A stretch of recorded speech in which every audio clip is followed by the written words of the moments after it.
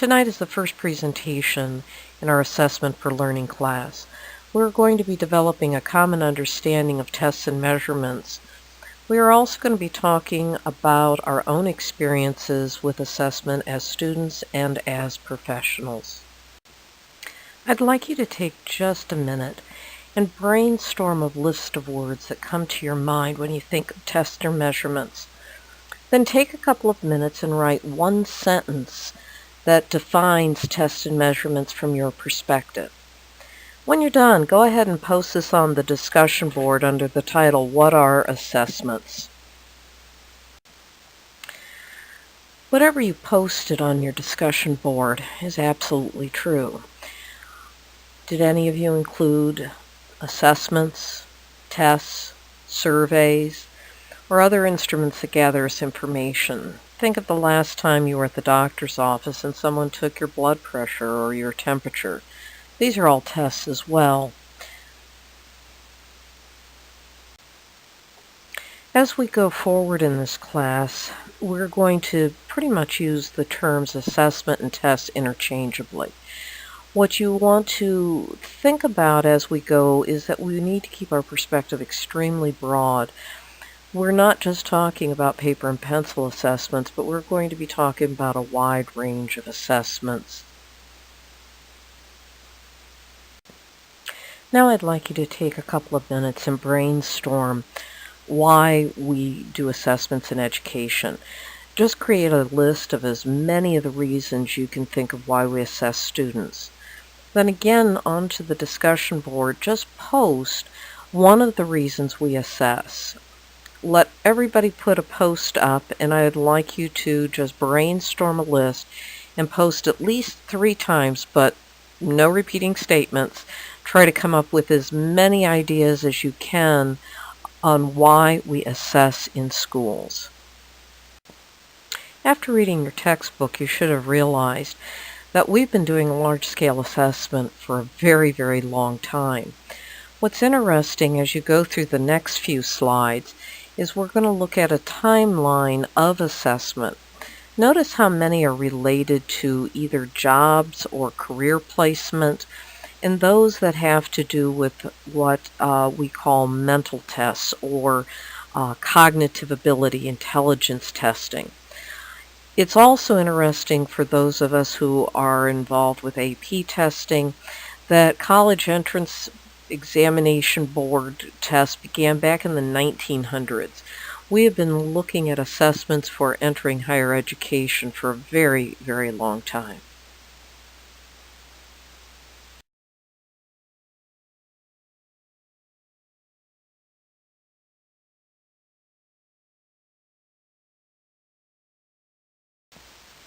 You will notice in the last slide, as we have become closer to our own time period, that assessment has become a greater part of our educational world, including the National Assessment for Educational Progress, WKCE, and as we're looking into the future for the Smarter Balanced Assessment that will be coming in 2015. Tests and measurements and data collection and understanding of assessments, trying to determine what students know, what they think, what their aptitudes are, is now an integral part of education today. A critical component of assessment is determining what we're measuring. We need to know what we're measuring so that we know what type of assessment to create. If we look back even into the 1920s, Psychological Corporation began developing mental tests. This is when we look at IQ, cognitive abilities, and aptitudes.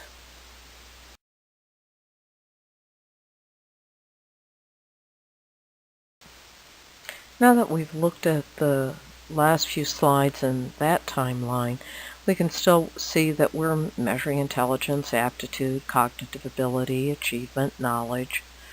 But we also more often talk about achievement in terms of benchmarking, formative and summative assessments, progress monitoring, universal screening.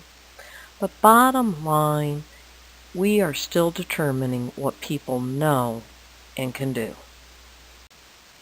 This slide helps us understand that there are multiple types of assessment, even within schools. We have described these as level 1, 2, and 3.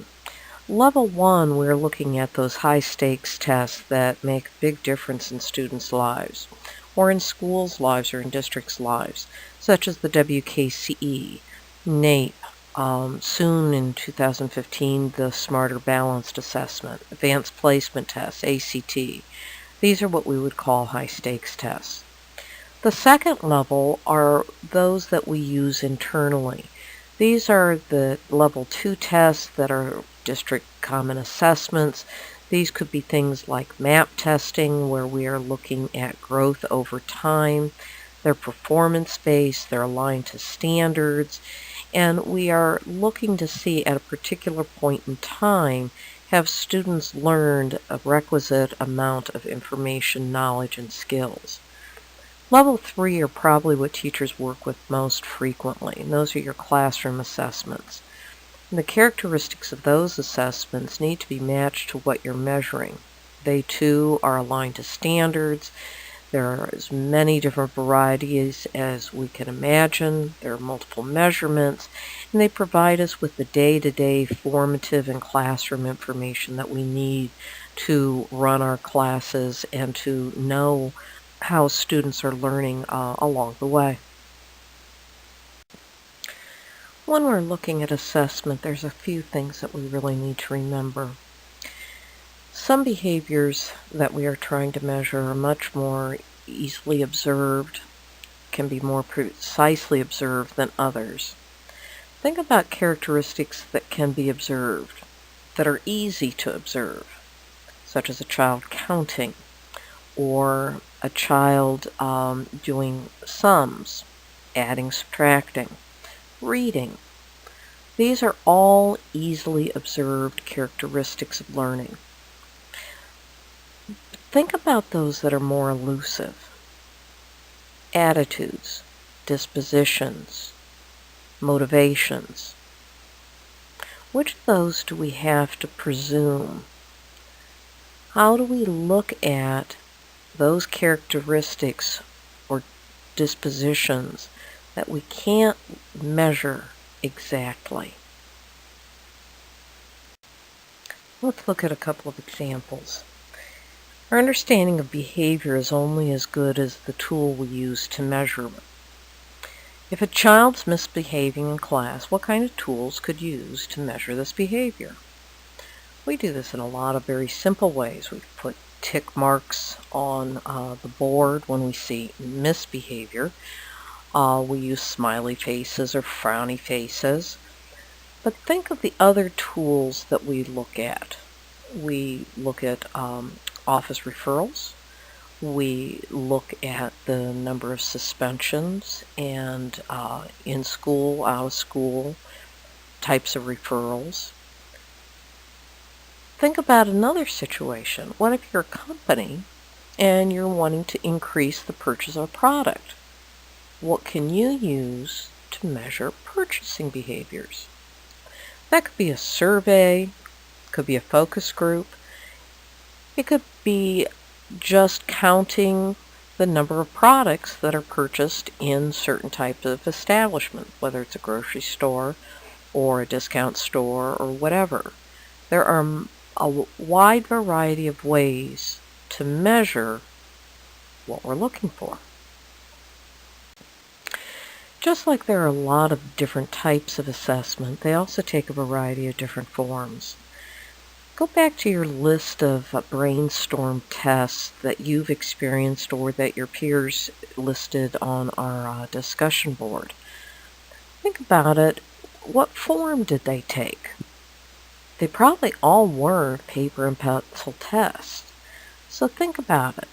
In school, work, at the doctor's office, in the military, in sports, what form did the various assessments take?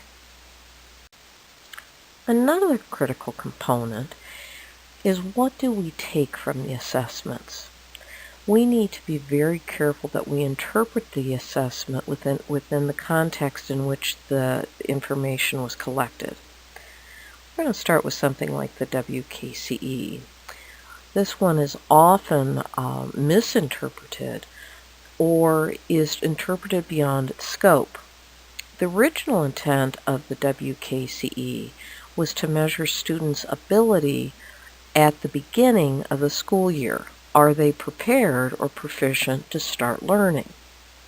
Well, we've got a new context that's occurring as we have redesigned the cut scores and aligned those to NAEP, the National Assessment for Educational Progress. Now we are looking at not child's ability at the beginning of the school year, but we're taking the same test and looking at it in a different context and looking more at what students should be able to be performing at that grade level.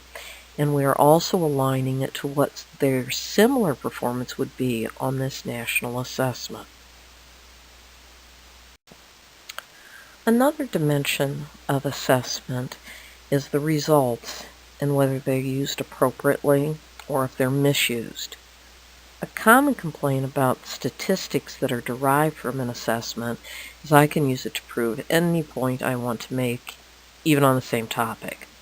Can you think of examples in the school or in current events where an assessment or statistics were just used to prove a point and not necessarily because they were legitimate from the assessment?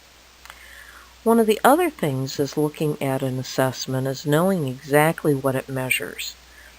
If any of you have experienced the reading wars and looking at the assessment, and particularly DIBELS, DIBELS is a fine assessment. It measures very concrete structures and dispositions and skills in a student. Part of the problem is people began to use that data for far-reaching reasons that went beyond what the assessment actually measured. This is not a good thing. We need to be certain that we know that a WKCE is an achievement test, MAP is an achievement test, but one is criterion referenced, one is adaptive, and another assessment could be a norm reference test. All of the results are going to be different, and they're going to tell you very, very different things. This slide may seem silly in some respects, but many tests, especially achievement tests, is to determine what students know and don't know, or which students know a certain set of concepts, skills, and those that don't. If I'm giving a reading test, what should it measure? Well, reading, of course. If I know the material, how should I do on a test? I should do well. This is getting into some of the validity of testing, and we'll talk about that in another presentation. But it's important to know that tests are truly designed to determine what skills, knowledge, aptitudes, intelligence, cognitive ability a student has. So we need, again, to know what it measures, and then we can tell you about the student or the person who took the test. So what is the purpose of this class? Tonight we've gone through this first presentation trying to look at the different types of assessments, some background, some history, and to set the stage for what we're going to be looking at. One of our goals during this class is to develop a basic understanding of assessment for your work setting. Those assessments that you use day in, day out, or are used in some fashion of looking at teacher effectiveness, quality of schools, etc. We also need to have a basic understanding of some simple statistics so that you're comfortable reading research or understanding results. We also want to relate multiple types of assessment to learning. There are so many different ways at getting at assessment and getting at the learning of students, and so hopefully you will be exposed to a much broader range of assessments what they're capable of, and which assessment is best used in which situation. We're also going to use assessment data to improve student learning. We're going to look at assessment, we're going to make visual representations, and we're also going to make some plans for the future and continuous improvement based on data. Now for your first assignment. You're going to be doing an inventory of assessments in your workplace. On the Angel site, you're going to find a grid that is entitled Assignment Number 1. You're going to create a grid that includes the following items. You're going to name an assessment that you use in your workplace, the grade level it's used in, and the type of assessment. There's no right or wrong here. How do you use it? In my setting, we may use map testing as a formative assessment. You may call it a benchmark. You may call it your universal screener. No wrong answers here, but just what type of assessment is it in terms of usage? Then what does it measure? Does it measure reading, math, science skills, content, mastery, whatever?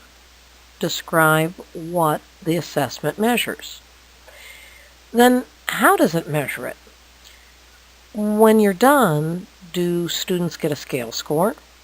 Do they get a percentile rank, raw score, a proficiency level? Look at it and what is it that you get? If you're not quite certain the technical name, just write down or describe it. And then most importantly, how is the data used? Do you use it in your classroom to guide instruction, or if you're a principal or becoming a principal, how do you use the data at the building level? Is it used for achievement? Is it used to progress monitor? Is it used to identify students for a gifted and talented program? No wrong answers here. Just want you to do an inventory of your workplace and your experience and look at the myriad of assessments that you are already using and gather some information about them. As always, as you work through this class, if you have questions, be certain to email me, or if you're really stuck, give me a call. I'd much rather get you started on your way so that you're comfortable and you know what you're doing than to have you struggle.